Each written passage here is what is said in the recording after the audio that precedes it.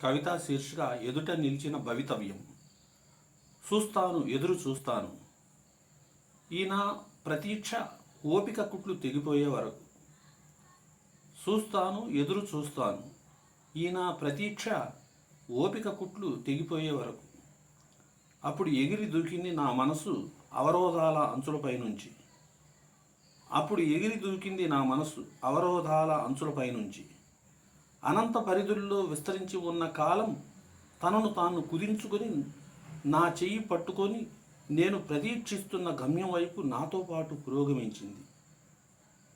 అనంత పరిధుల్లో విస్తరించి ఉన్న కాలం తనను తాను కుదించుకొని నా చెయ్యి పట్టుకొని నేను ప్రతీక్షిస్తున్న గమ్యం వైపు నాతో పాటు పురోగమించింది.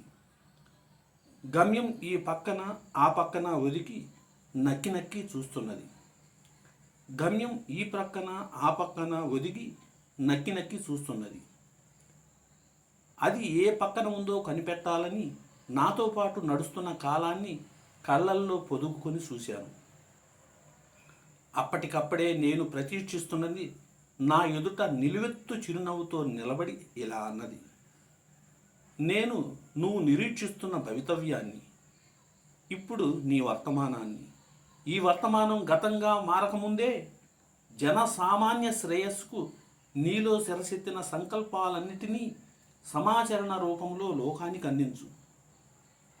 ఈ వర్తమానం గతంగా మారకముందే జనసామాన్య శ్రేయస్సుకు నీలో శిరసెత్తిన సంకల్పాలన్నిటినీ సమాచరణ రూపంలో లోకానికి అందించు.